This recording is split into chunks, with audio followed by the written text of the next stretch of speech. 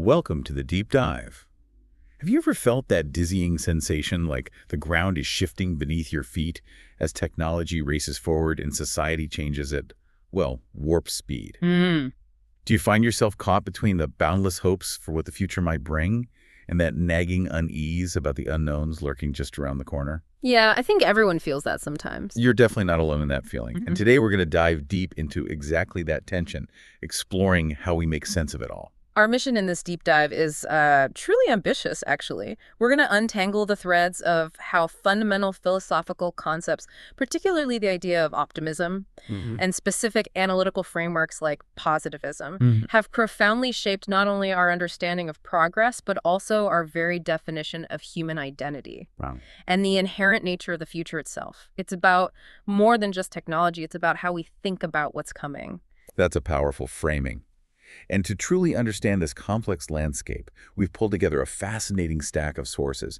We'll be sifting through some forward-thinking insights from the World Economic Forum on the power of optimism.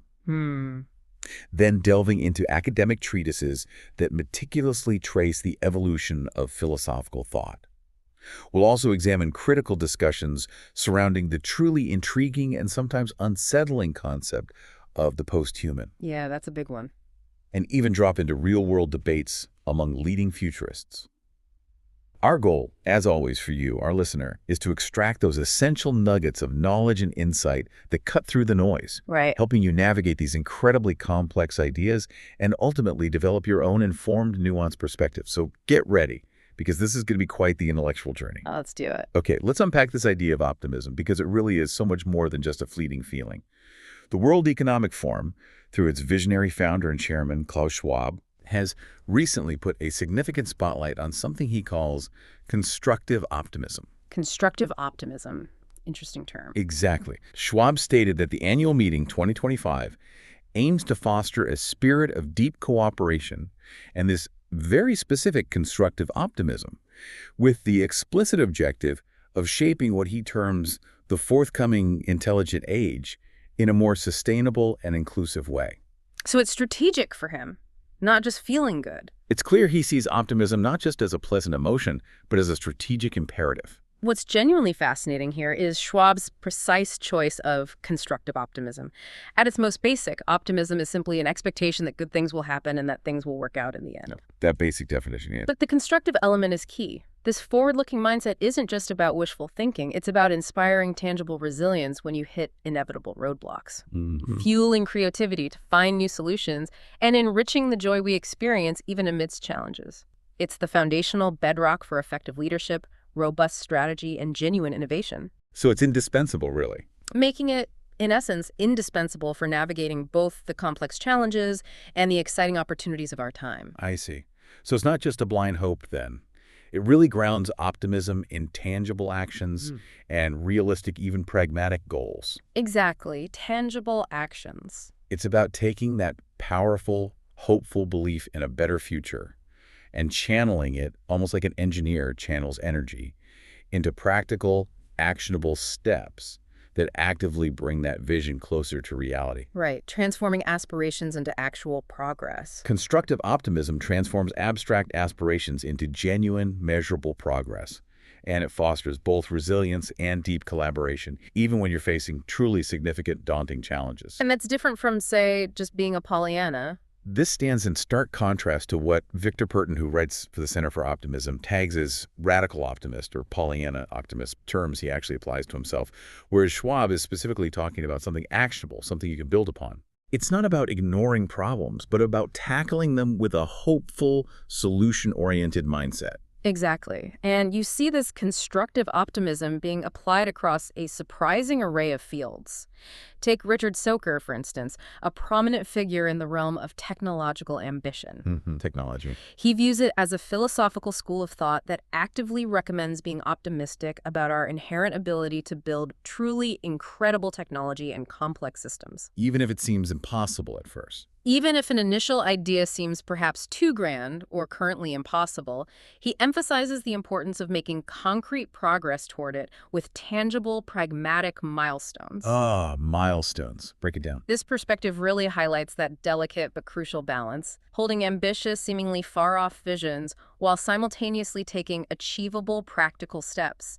It's this pragmatic forward movement that's crucial for fostering resilience and driving innovation. Especially when things are uncertain. Especially when you're operating in highly uncertain environments. And it absolutely extends far beyond just technology, which I find really compelling. Kirsty Robertson, who is the CEO of Caritas Australia, shared a powerful example of this. Okay, in the nonprofit sector. Yeah.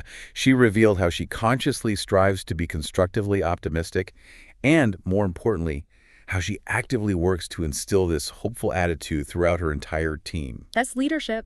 She stated explicitly that while they are acutely aware of and acknowledge the immense hardships around them, the poverty, the injustice, the natural disasters, they choose to act upon those needs based on what they genuinely have the power to do. Wow. That's powerful, acting despite the hardship. That's not just a feel-good statement. That's a powerful example of optimism translating directly into a practical, impactful form of leadership in action in the face of overwhelming adversity. And Catherine Tunheim further reinforces this leadership aspect, emphasizing that each of us, especially organizational leaders, need to be using our words and actions to build constructive optimism. Words and actions both matter. Her view clearly underscores that leaders aren't just supposed to express optimism through their communication. They must actively embody it through their daily decisions and through the strategic initiatives they launch. Right, you have to walk the talk. This isn't just about morale. It sets a vital, practical tone for progress and deep collaboration within any organization, encouraging others to follow suit. Dr. Anand Kulkarni from the Center for Optimism echoed this sentiment, calling constructive optimism an interesting and very important concept. He stressed its sheer vitality in shaping truly practical, tangible responses to complex challenges by keeping an optimistic mindset front and center. So how does it manifest for him in practical terms? For him, this specific type of optimism manifests in remarkably concrete ways, such as meticulous business planning for growth even during uncertain times. Okay, proactive planning. Fostering an innovative culture that genuinely enhances people's lives and empowers them, and holding a deep-seated belief that technology can address challenges and liberate humanity from many of its current constraints. But not blindly. Right, all while simultaneously remaining cognizant of risks and not blindly ignoring potential pitfalls. It's a very grounded form of hope. Grounded, yeah. That seems key. So when Klaus Schwab speaks about shaping the forthcoming intelligent age in a more sustainable and inclusive way, he's laying out a very specific, actionable vision underpinned by these principles of constructive optimism. Right, he's got a plan. He outlines 4 key interlinked principles for shaping this era. First, equitable benefit distribution. Okay, what does that mean exactly? Which means actively ensuring that the immense advantages of intelligent technologies are shared broadly and fairly across all segments of society, consciously working to prevent the deepening of existing social and economic inequalities. So everyone benefits, not just a few. It's about avoiding a future where the rich get smarter and the poor get left behind. Second, he talks about global cooperation. Makes sense. These problems are global. Emphasizing the critical need for robust international collaboration to effectively tackle the massive, interconnected challenges and seize the unprecedented opportunities presented by rapid technological advancements. And the alternative is fragmentation. His warning is stark. Unilateral actions, he notes, can easily lead to dangerous fragmentation and even conflict in a world increasingly reliant on shared digital infrastructure. Third is environmental sustainability. Crucial. Using tech for the planet. Leveraging intelligent technologies, for example, cutting-edge AI and advanced sensors, to combat the urgent climate crisis and promote truly sustainable practices across industries. Right, ensuring progress doesn't cost us the Earth. This ensures that our technological progress doesn't come at the expense of our planet's fragile health. And the fourth principle. And fourth, human-centric development. Human-centric, focused on people. This principle focuses squarely on the well-being and holistic prosperity of all individuals, ensuring that technological advancements truly enhance human potential, dignity, and flourishing. And critically, do not inadvertently lead to societal divisions or dehumanizing outcomes. So it's not just about smarter machines, it's about better lives for humans. Schwab's call, then, is not just for technological progress, but for a collective, globally coordinated effort to guide the intelligent age toward profoundly beneficial outcomes for everyone. Right, a conscious effort. Fostering a future where technology truly serves as a powerful force for good in building a more equitable and sustainable world, rather than simply being an engine of efficiency or profit. That is a compelling, almost philosophical vision, isn't it? It really is. And what's truly great about the source material is that it also gives us some really practical habits for building and nurturing constructive optimism in our own lives every single day. Oh, good. Practical takeaways. Think of them as actionable steps you can truly start taking today, almost immediately. Okay, like what? For instance, one key habit is to surround yourself with optimists. Now, this might sound simple, but think about it. If you spend time with people who consistently uplift and inspire you with their positive outlook, you inevitably absorb some of that energy. Yeah, it rubs off, doesn't it? It creates this wonderful, almost invisible virtuous circle where optimism just breeds more optimism. Imagine walking into a meeting already feeling a bit down, but then you're met by a colleague who's genuinely enthusiastic about a new project. Right, it can totally shift your mood. Suddenly your own perspective shifts, even subtly. It's like tending a garden. You choose what you allow to grow around you. Absolutely. Another powerful yet surprisingly simple habit is to adopt a smiling practice. Just smiling more. Make smiling a conscious daily habit. Greet everyone you meet, whether it's the barista, a colleague, or a stranger on the street, with warmth and kindness. The source suggests observing how this single act can transform your interactions and subtly lift the spirits of those around you. It's not about being fake, though. It's not about being fake. It's about intentionally projecting positivity. Think about the last time a stranger genuinely smiled at you on a tough day. It likely brightened your mood, didn't it? Yeah, actually, it probably did. It's a small ripple, but ripples can travel far. And tied into that is to incorporate optimistic greetings. This is a great one that really changes the dynamic of a conversation. Instead of just, how are you? Exactly. Instead of defaulting to the mundane, how are you, which often elicits an equally mundane fine, try asking something like, what has been the best thing in your day so far? Oh, I like that. Focuses on the positive. This simple, intentional shift immediately invites more meaningful conversations, and it helps people, including yourself, consciously focus on positive moments, even small ones. It's a subtle nudge towards gratitude and recognition of good, even on a challenging day. Then there's the optimism superpower exercise. My optimism superpower, what's that? This isn't just about feeling good. It invites you to deeply reflect on and articulate your unique optimism superpower. It prompts you to ask yourself, what kind of optimist am I? How do I genuinely spread optimism to others in my daily interactions? Interesting self-reflection. You can even share this exercise with friends, family, or colleagues. Imagine a team meeting where everyone identifies their unique way of contributing positively. It can inspire mutual positivity and build a more resilient collective. And a classic yet profoundly effective one is to visualize your best self. Right, the visualization technique. Regularly practice what's called the best self exercise. This means closing your eyes and vividly imagining the most resilient, most optimistic version of yourself.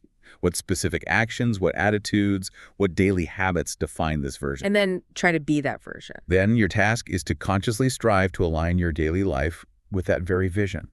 It's about intentional growth, building towards a desired future self, not just wishing for it. It's about becoming the person who can achieve that future. And finally, a very foundational practice: positive self-talk. Affirmations and focusing on strengths. Actively use affirmations and consciously focus on your inherent strengths.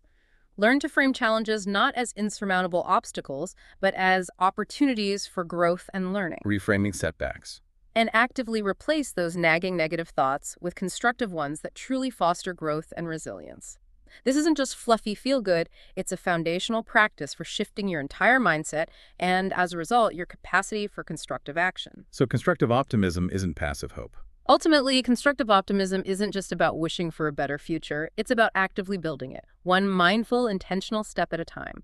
It's optimism as a verb. And optimism is a verb. I love that.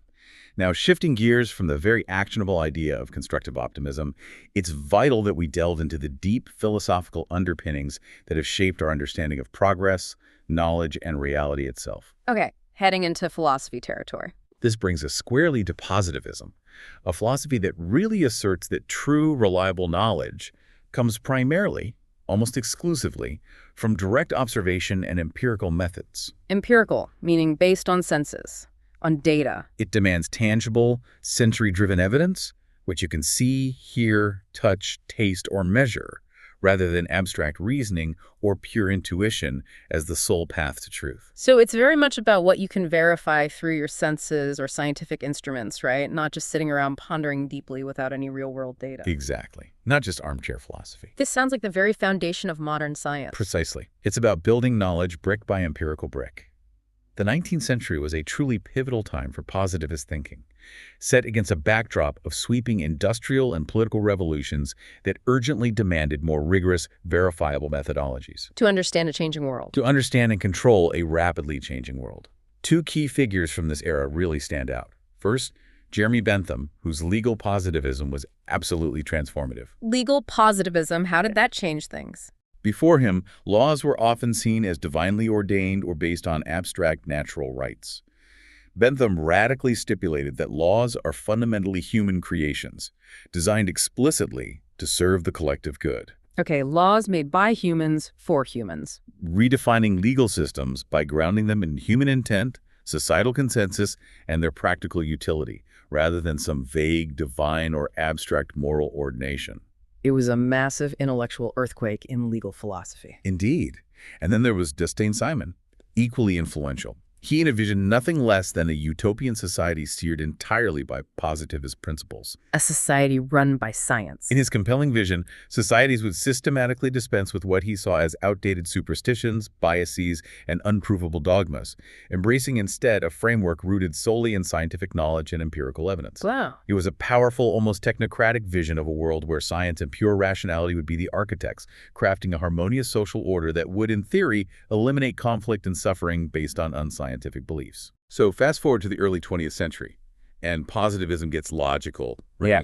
This is where the famous Vienna Circle comes in, pushing these ideas to their logical extreme, pun intended. That's right. The Vienna Circle, a formidable group of philosophers and scientists, including figures like Rudolf Carnap, pioneered what became known as logical positivism. Logical positivism, okay. Their audacious mission was to completely reconceptualize philosophy itself, moving it away from grand, often speculative, metaphysics and grounding it firmly in empirical science and formal logic. And they had this core principle, the verification thing. A central and very controversial tenet was their verification principle, the assertion that any statement, in order to be considered meaningful, must either be empirically verifiable, testable, observable. You can test it or observe it in the world, or logically consistent, like a mathematical equation. And this principle, while seemingly logical, had some truly radical implications, didn't it? If a statement couldn't be verified by observation or logic, it was essentially dismissed as meaningless. Wow. This must have effectively tossed out a huge chunk of traditional philosophy, things people had debated for centuries. It absolutely did. Imagine a philosophical conversation where claims about, say, the existence of God, the inherent nature of beauty, or the ultimate purpose of life were suddenly deemed meaningless. Because you can't put them in a test tube. Because they couldn't be empirically verified or reduced to logical tautologies? That's precisely the consequence. It led to the rejection of metaphysical statements and even ethical and aesthetic claims as simply not worthwhile for philosophical inquiry. So what was philosophy's job then, according to them? According to the Vienna Circle, the philosopher's job was fundamentally transformed. Philosophy became a strictly logical, linguistic activity, focused primarily on clarifying scientific propositions and concepts, rather than speculating on grand, unprovable truths about reality or values. Like tidying up the language of science. It was a very clinical, almost purist view of philosophy. That's quite a narrow, almost restrictive view for such a broad field like philosophy. But despite its extreme positions and later criticisms, positivism really left an indelible mark, especially on the scientific method we recognize today. It's true. Its legacy is undeniable. Positivism indelibly shaped countless disciplines, from law to sociology to the natural sciences, fundamentally molding what we now recognize as the modern scientific temperament, that rigorous demand for evidence. And in psychology, too. In psychology specifically, it played a pivotal role.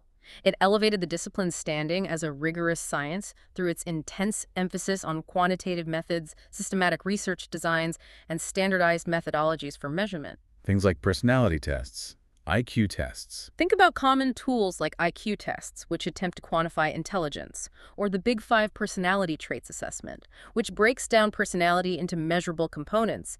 These are direct examples of this positivist influence, attempting to simplify complex human attributes into numerical scores for systematic analysis. So positivism certainly brought rigor and a much-needed scientific approach, but as with any grand philosophical system, it wasn't without its significant critiques. There's always pushback.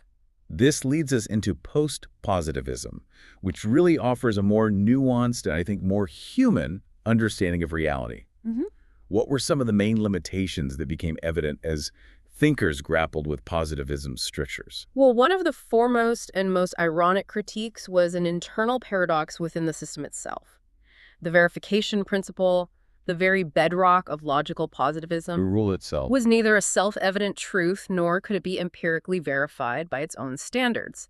This meant that, by its own stringent rules, the principle itself was rendered meaningless, creating a devastating logical flaw right at its core.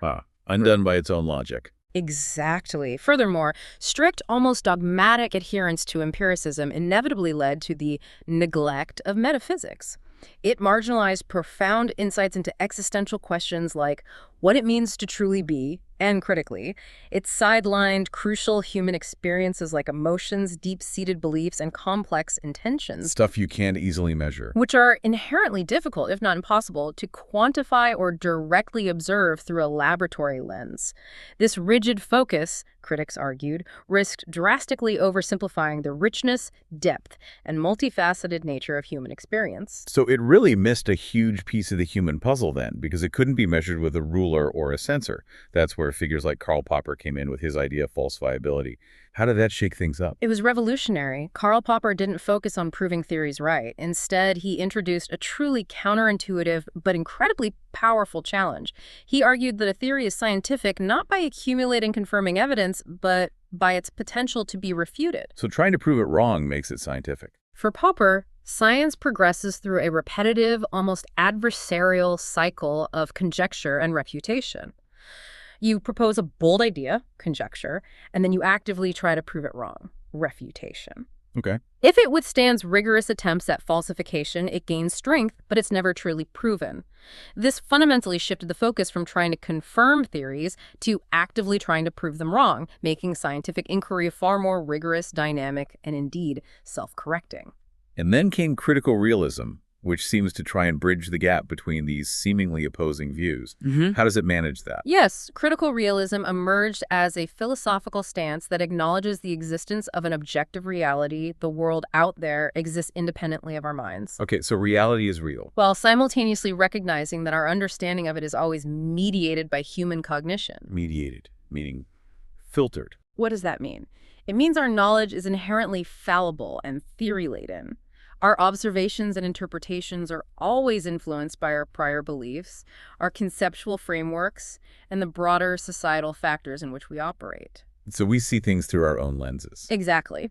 Thomas Kuhn's influential concept of paradigm shifts further highlighted this, showing that scientific advancements don't just accumulate, they occur when dominant scientific viewpoints are dramatically replaced by entirely new ones, often influenced by broader historical and social contexts, not just new data points. Right, like the shift from Newton to Einstein. It's a much more humble, or at least more complex, view of how we gain knowledge. This sounds like a much more humble, or at least more complex view of how we gain knowledge. Yeah.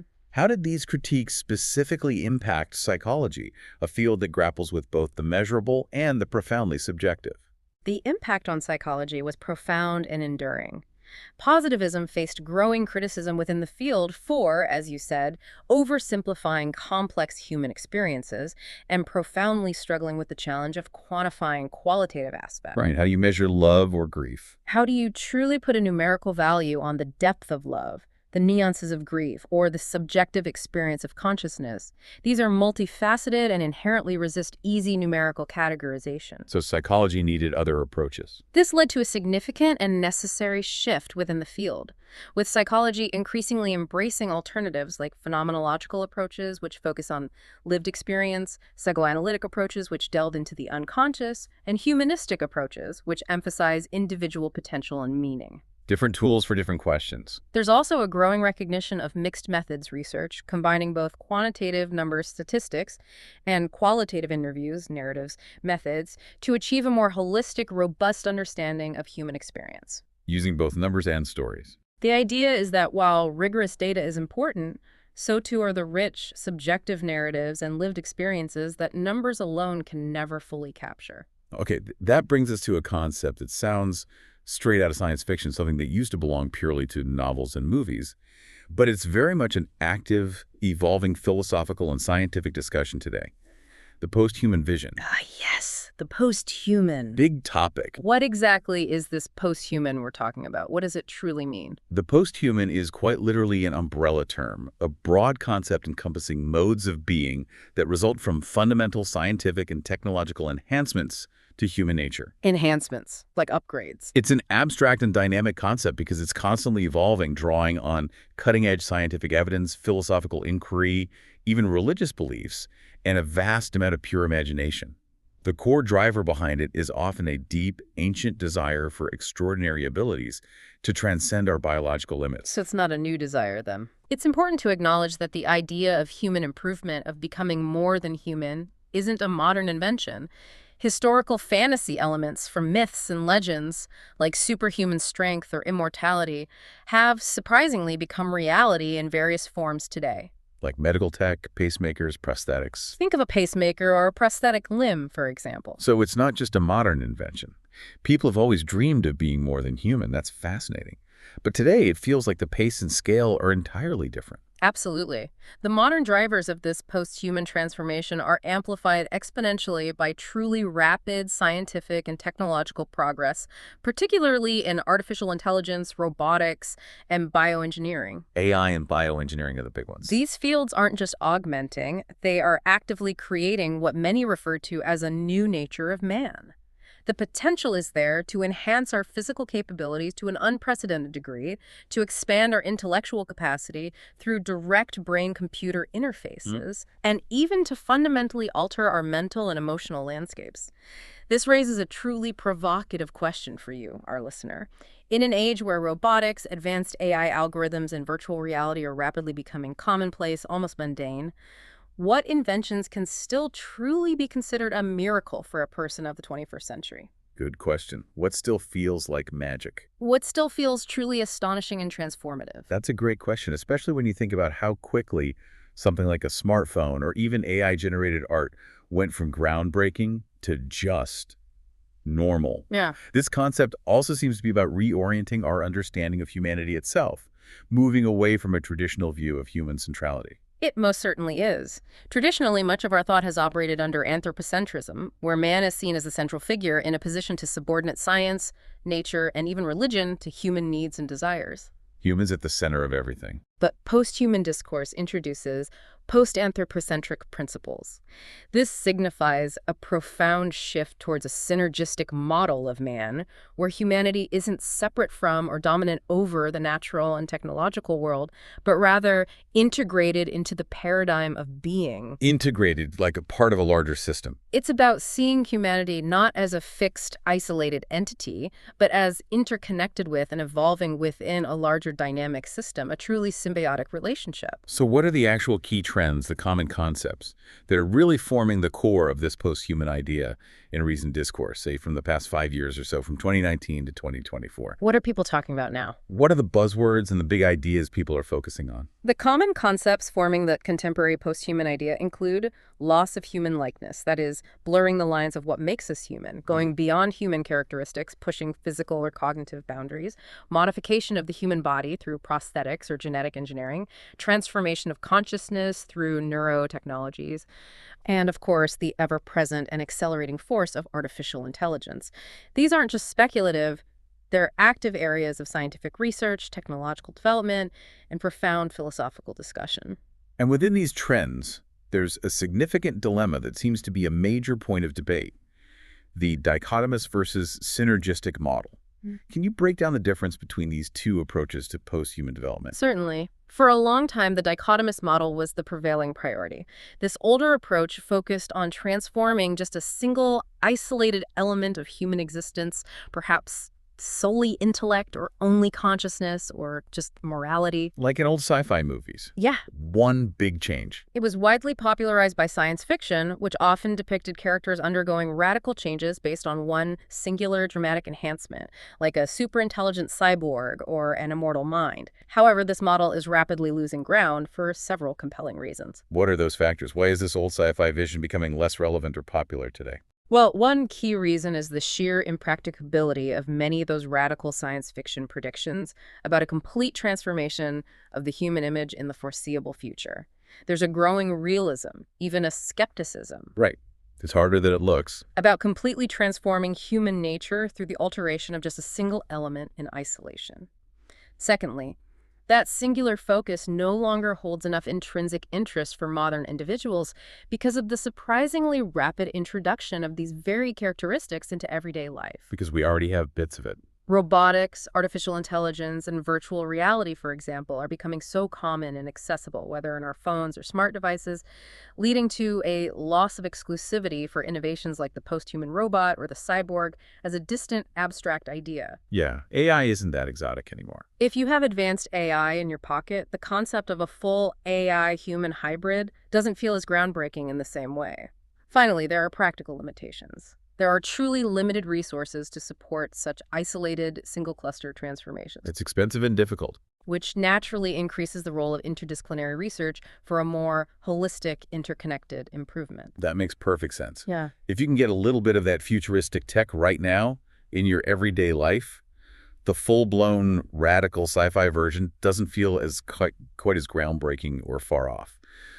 So what's the alternative then? The synergistic model. Precisely. This is the new, emerging, focus-a-dynamic, interdisciplinary approach that seeks the selection and coordination of all innovative principles of human modernization. Okay, coordination of everything. It actively integrates insights from diverse fields, drawing on interdisciplinary and multicultural perspectives to achieve a truly holistic improvement of the human.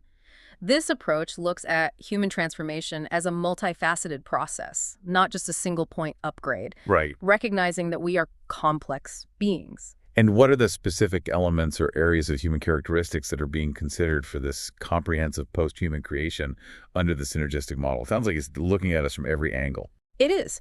The source breaks them down into several interconnected categories. First, the biological characteristics. Okay, the body. Aiming not just to cure diseases, but to achieve virtual invulnerability of the human body and significantly increase its physical and functional capabilities. Think enhanced senses or accelerated healing. Wow, invulnerability.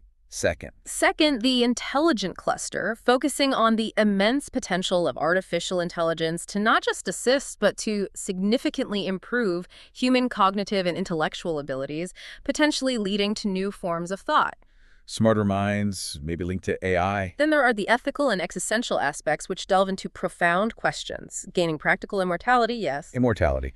Huge implications there. But also establishing entirely new value and purpose constants for human existence in a world where our very nature is shifting. What's our purpose if we live forever or change fundamentally? And finally, the social and mental dimensions, which involve the formation of what's called a mega-personality, almost a collective consciousness. A mega-personality, like a hive mind. And a global community, alongside fundamental changes in both individual and collective consciousness as our minds potentially merge or become more interconnected. That is mind-bending stuff. All of this naturally leads to several controversial factors and ongoing debates. There's intense discussion about aligning the modern human image, our current understanding of ourselves, with these emerging post-human characteristics. How do we fit our current selves into that future? Questions constantly arise about the exact frameworks and inherent limits of potential anthropological transformations, not just technically, but in existential, what it means to exist, epistemological, how we know, and axiological, our systems of values and what we consider good or bad paradigms. Big philosophical questions attached. There's also the discussion around hypothetical formats of human essence and nature, and critically, whether science alone is sufficient to study these changes, or if a new tool, perhaps a new philosophy or an entirely new way of thinking, is needed to truly understand these transformations. Do we need new ways to even think about this? That's the question some are asking. It sounds like there's a real split in how radical these transformations might be, almost a continuum. Are there different directions for post-human development then, influenced by science and technology? Yes, the source differentiates between two main directions. The existential direction is where elements of bioengineering and advanced artificial intelligence would completely replace human nature, Total replacement. rather than merely assisting or augmenting it. This implies a profound, wholesale change with potentially massive ethical, cognitive, and functional consequences, essentially creating a new species. It's the radical transhumanist vision you often see in speculative fiction. And the other direction, how does that differ? That would be the functional direction. This involves the point, cluster, or holistic introduction of alternative psychophysical elements into the human biological organism without interfering with its fundamental nature. So upgrades, but still fundamentally human. The goal here is to significantly improve existing human potential, whether through advanced prosthetics, cognitive enhancers, or genetic tweaks that boost health, not to replace what it means to be human entirely. It's more about augmentation than replacement. So a key trend here is a subtle but profound move from opposition to integration. It suggests that a post-human being could become virtually invulnerable. That's a powerful idea. It certainly is. Studies from the last 5 years highlight a significant reorientation within this discourse, a shift from the dimension of opposition to the principle of integration. Integration, not opposition. The idea is that a post-human being, one armed with artificial intelligence, biotechnological elements, and mentally resilient practices, could appear virtually invulnerable to many of the natural or sociocultural factors that currently limit and challenge human life. Wow. This vision suggests a future where humanity evolves not through a violent oppositional replacement, but through sophisticated, seamless, and increasingly integrated augmentation, blurring the lines between human, technology, and environment in powerful ways. This brings us to a fascinating real-world discussion, one that really captures the essence of this entire deep dive. The futurist debate, optimism versus skepticism. The big debate. We found a highly active Reddit discussion that perfectly encapsulates this ongoing tension, asking, what makes today's futurist optimism any different than Space Age Fantasies? Yeah, the flying cars question again. I mean, after all, weren't people in the 50s and 60s dreaming of flying cars and moon colonies for everyone, and look where we are now? It's a classic question and a very fair one.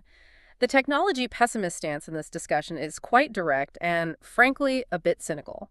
They argue that little has truly changed in fundamental ways compared to the grand, often fantastical visions of past writers and tech evangelists. So, same old hype, different decade. They assert that personalized medicine and widespread, truly significant solar power still seem frustratingly distant for the average person, and that recent tech innovations, while convenient things like VR headsets, thinner TVs, or UHD resolution, are largely decoration. Decoration. Ouch. They're nice to haves, not game changers for civilization itself. Ouch, decoration. That's a pretty sharp critique. Uh, But others strongly disagree, arguing that this time it's different. What's their core argument for why current optimism isn't just another flight of fancy? One major undeniable point for the optimists is the internet's unforeseen impact. Past fantasizers, they argue, simply couldn't have truly dreamed of the internet in its full transformative scope, even if they vaguely predicted global communication. Nobody saw this internet coming, really. The internet, as we know it today, has fundamentally changed our world in ways that were utterly unforeseeable. Think about phenomena like Kickstarter, which revolutionized how innovations are funded and brought to market. Right, democratizing funding. Democratizing the creation of art and technology, or even how social media can bootstrap revolutions and spread information globally in seconds. These were truly systemic shifts that no one accurately predicted. And related to that, the exponential growth of computing power is a huge point for the optimists. It feels like every year, our phones get faster, our computers get more powerful. Moore's Law still chugging along. How does that translate into a genuinely different future? It's the central pillar of their argument. The claim here is that future technology won't just be built using computing power, but will be fundamentally built with it. Computing power, following Moore's Law, is rising exponentially, doubling every couple of years. Okay. Unlike past projections where the engineering challenges were drastically underestimated, like the elusive promise of nuclear fusion or the perpetual flying car, current engineering challenges are seen as solvable and crucially easier to solve with computing. Because computers help solve the problems faster. The core idea is that you can digitize problem-solving, breakthroughs, and hardware specs.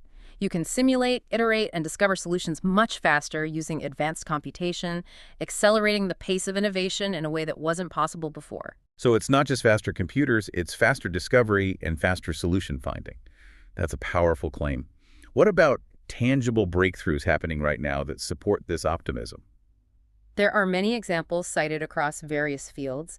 In medicine, we're seeing current medical and scientific breakthroughs like lab-on-a-chip technology, which can perform complex diagnostic tests rapidly, Instant diagnostics. or the development of medical tricorders that can monitor vital signs and detect illnesses non-invasively.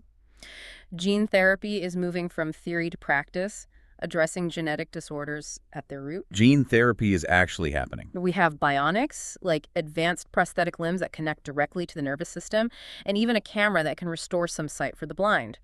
The discussion also highlights early work on nanobots for targeted drug delivery. Nanobots, Right. mitochondrial replacement for genetic diseases, and breakthroughs in organ growing for transplantation, with many of these already in late-stage testing or even early health usage. So real progress is being made, not just hype. That's the argument, yes. And there's a fascinating point about developing nations, this idea of leapfrogging older technologies.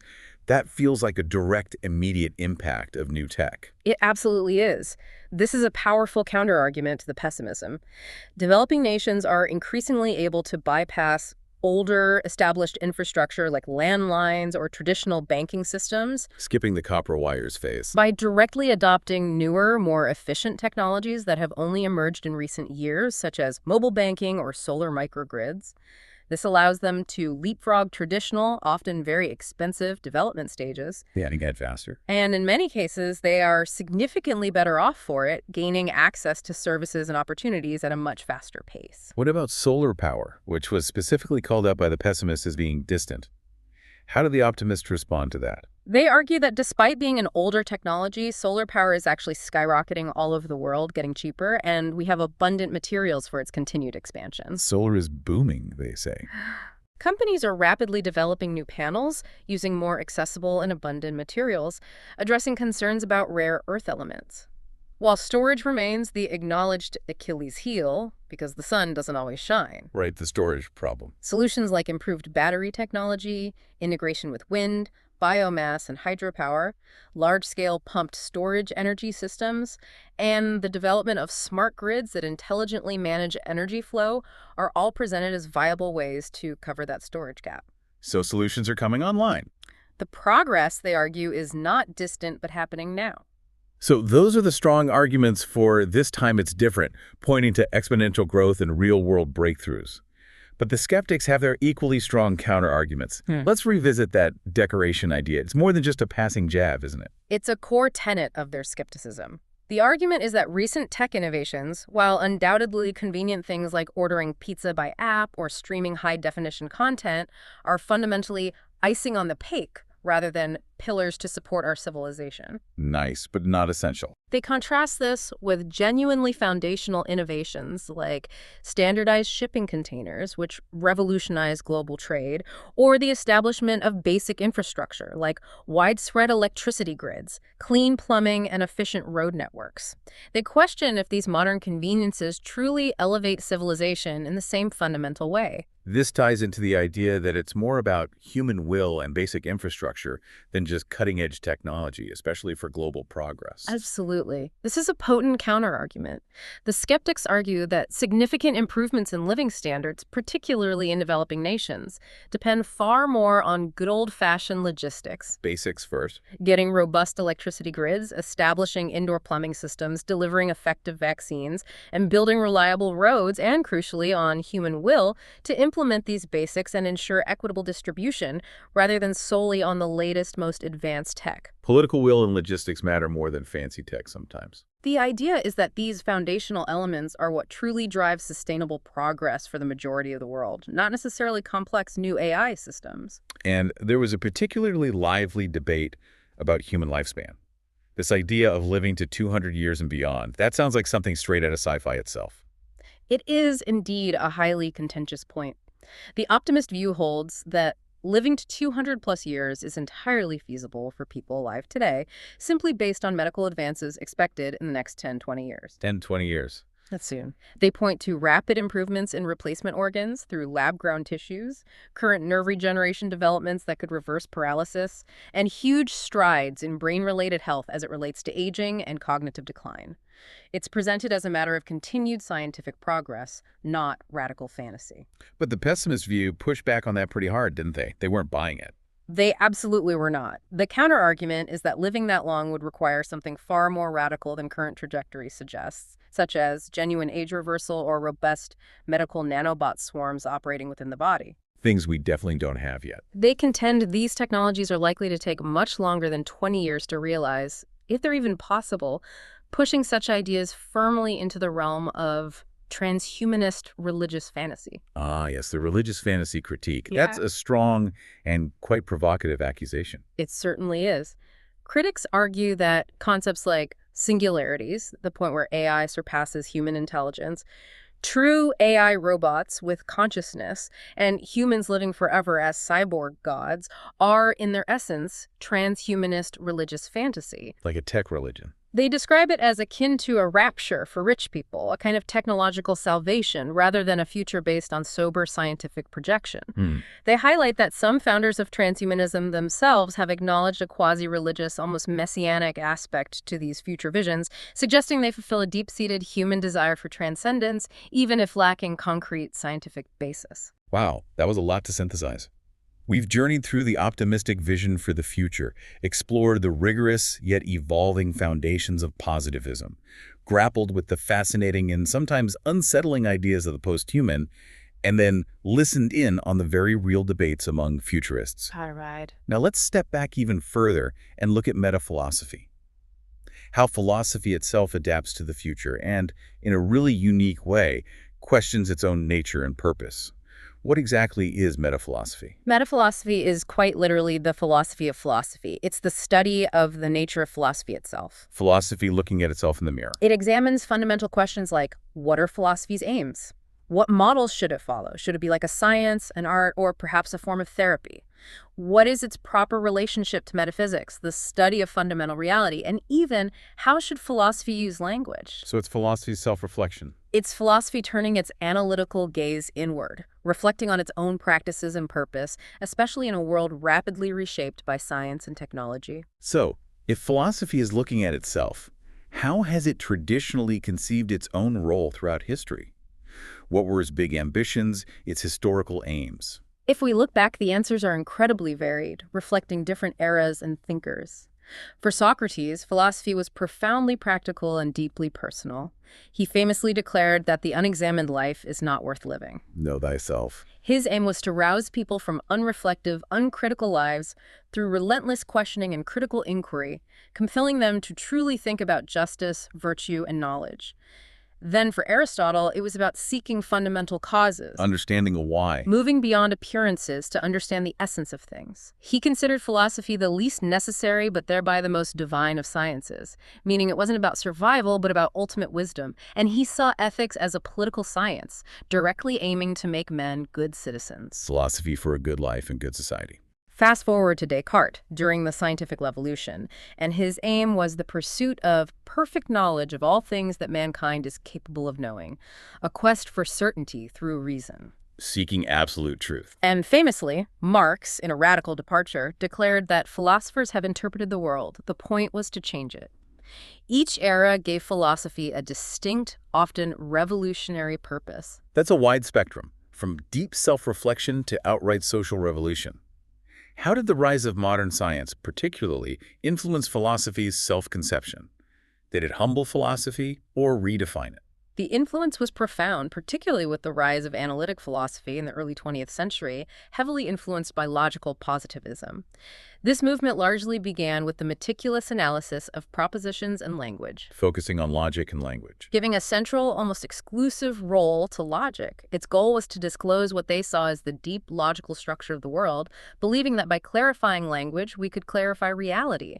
It shared logical positivism's aversion to normative ethics, Steered clear of should questions. often sidelining questions of how one should live, dismissing them as unscientific. A dominant idea emerged that philosophy was fundamentally continuous with science. Philosophy is part of science. Figures like W.V.O. Quine even argued that reality is identified and described within science itself, effectively reducing philosophy's role to translating scientific theory into precise, logical, canonical notation. So philosophy just clarifies science's language. This was a significant shift, diminishing philosophy's traditional role as the queen of the sciences to more of a handmaiden to empirical inquiry. So, for some, philosophy essentially became a glorified proofreader for science. That sounds like a stark contrast to Socrates trying to make people good. But not everyone agreed with his scientism, did they? No, definitely not. What about approaches that actively went beyond it, like continental philosophy, which we often hear about in contrast to analytic? Absolutely. Many philosophers push back, arguing that scientism, the belief that science is the only or best way to gain knowledge, was deeply limiting. Husserl's phenomenology, for instance, offered a powerful and radical counterargument. Phenomenology. Focus on experience. He made the bold claim that phenomenology was the genuine positivism because it didn't limit itself to just sensory observation. Instead, he argued it grounded knowledge in what can be seized upon originaliter, meaning what can be directly apprehended or experienced in its original form. So direct experience, not just data. Including not just physical objects, but also the essences of things, the underlying meaning or structure of experience itself. Husserl argued vehemently that objectivism, a philosophy confined solely to mere facts as defined by natural science, decapitates philosophy. Decapitates it, strong word. And leads to a crisis of European humanity. What he meant by this was that by limiting itself, philosophy failed to understand crucial aspects of human existence, like the nature of scientific discovery itself, the complexities of the human mind, the source of our values, and even the fundamental nature of human experience. It missed the big picture. It was a call to reclaim philosophy's broader scope. So a philosophy that just sticks to cold, hard facts misses the very essence of what it means to be human, and paradoxically even misunderstands science itself by ignoring the human consciousness that conducts it. What about his successors, the existential phenomenologists like Heidegger, Sartre, and Merleau-Ponty? How did they build on this? They profoundly departed from Husserl's more abstract approach, emphasizing being in the world and the inherent inseparability of consciousness from its objects. For them, we are always already thrown into a world of meaning. We're in the world, not separate observers. Heidegger's hermeneutics, for example, posited that all understanding is fundamentally interpretative. We approach the world with pre-understandings, and understanding involves a hermeneutic circle where initial views lead to revised ones as we engage with a text or situation. Understanding is a process, a circle. He sought a destruction of traditional philosophical concepts to reveal their experiential sources, aiming for a more authentic way of being. Later in his career, Heidegger shifted focus to thinking and poetic dwelling as a response to perceived nihilism in modern technological society. Right, his later work. But there's controversy there too. No, it's important to acknowledge his controversial association with Nazism, which casts a long, dark shadow over his legacy. While his philosophical ideas are incredibly influential, this historical fact is crucial for understanding the contested reception and interpretation of his work. Then there's critical theory, which seems to view philosophy as almost a weapon for social change, a tool to challenge power structures. Yes, precisely. Critical theory, emerging from the Frankfurt School, profoundly adapted philosophical ideas to develop emancipatory social theory. They explicitly viewed philosophy as a social and political weapon, as Jean-Paul Sartre put it. Philosophy as activism. A tool for dissecting and exposing systems of oppression and alienation. Key figures like Theodor Adorno and Max Horkheimer introduced the powerful critique of instrumental reason. Instrumental reason. Reason just as a tool. This concept describes how, in modern society, rational calculation and efficiency become ends in themselves, leading to the disenchantment of the world. The world becomes cold, calculable, and devoid of deeper meaning or human value. Because we forget why we're being rational. Because reason is only used as a tool to achieve objectives, not to question the objectives themselves. It's a powerful critique of purely technocratic thinking. And Jürgen Habermas took a different turn with his post-metaphysical thinking, moving away from those grand, overarching philosophical claims. Habermas, while influenced by critical theory, rejected what he saw as philosophy's normative privileges and its outdated claims about being able to comprehend the world as a whole. No more grand theories of everything. Instead, he advocated for a communicative turn, arguing that human apprehension and understanding are fundamentally linguistic and intersubjective. For Habermas, Truth and meaning emerge through open, rational discourse among individuals, Through communication and agreement. rather than from a single individual consciousness or an abstract metaphysical system. It's a shift towards understanding philosophy as a collaborative, dialogic endeavor. What about Derrida's deconstruction? That sounds like it's taking apart philosophy itself, or at least its core assumptions. In a way, it is, and it's certainly one of the most challenging philosophical approaches. Derrida's deconstruction aims not to destroy, but to clarify and loosen the grip of deeply embedded metaphysical assumptions, often hidden in language, that structure our thought. Uncovering hidden assumptions in language. It shows how texts, and indeed our entire conceptual systems, often undermine their own stated oppositions. His famous phrase, "nothing outside of the text," doesn't mean there's no reality, but rather that meaning is always contextual, relational, and understood through linguistic frameworks. Meaning depends on context. Derrida viewed the history of philosophy as probably nothing but a growing awareness of the difficulty of thinking, suggesting that philosophy's core, ongoing task might be to expose its own inherent challenges and ambiguities, rather than providing definitive, unshakable answers. Embracing the difficulty of thinking. It's a philosophy that revels in complexity and uncertainty. And finally, pragmatism, which seems to bring us back to the practical and the useful, almost a philosophical cousin to the constructive optimism we started with. Exactly. Pragmatism, originating in America with thinkers like Charles Peirce and William James, viewed philosophy as not fundamentally different from other forms of human inquiry. Its central focus was on coping with the environment and solving real-world problems. Philosophy for problem solving. It held experimental science as the exemplar of inquiry, valuing ideas based on their practical consequences and effectiveness. Crucially, it was a profound humanism, aiming explicitly to serve humanity and to evaluate ideals, beliefs, and theories based on their social consequences for human progress and well-being. It sought to translate philosophical insight directly into practical programs of action for societal betterment. Making philosophy useful again. Each of these metaphilosophical perspectives reflect a deep self-reflection within philosophy itself, constantly questioning its own purpose, methods, and relevance in a constantly changing, evolving world. Wow. That truly was a lot to synthesize, but in the best possible way. We've taken this incredible intellectual journey, starting with Klaus Schwab's visionary, actionable, constructive optimism for the future, delving into the rigorous yet evolving foundations of positivism, then grappling with the fascinating and sometimes unsettling ideas of the posthuman, and finally, exploring how philosophy itself adapts and questions its own fundamental role. Indeed. What this deep dive fundamentally reinforces is that understanding our future isn't about relying on singular, isolated perspectives.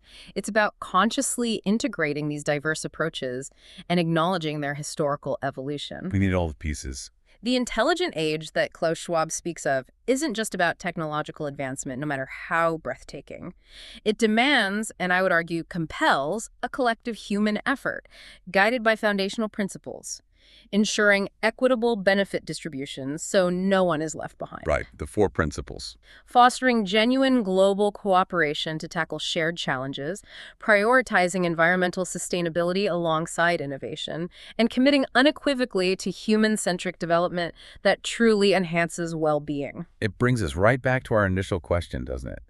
How do you, our listener, make sense of this accelerating change, and what is your role in shaping it? Yeah, back to the personal level. We've explored how our deepest expectations for good things, that powerful constructive optimism, must be rigorously grounded in tangible action, not just wishful thinking. Optimism as a verb. We've seen how our understanding of knowledge, of what is true, is always evolving, shifting from rigid, absolute certainties to more nuanced, fallible, and intersubjective understandings. Knowledge isn't static. And we've delved into how humanity itself is not a fixed point, a static concept, but a dynamic idea in constant flux, continually redefined by our aspirations, our scientific discoveries, and our technological capabilities. What it means to be human is changing.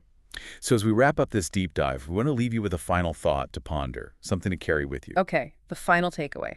In a world increasingly shaped by unprecedented technological potential and profoundly diverse philosophical viewpoints, how do you define a better future for yourself and for humanity? Your personal vision. And, perhaps even more importantly, what tangible actions, however small, will you take to bring that specific vision closer to reality in your own life, your community, or your work? Making it real. Is the greatest superpower for navigating this intelligent age.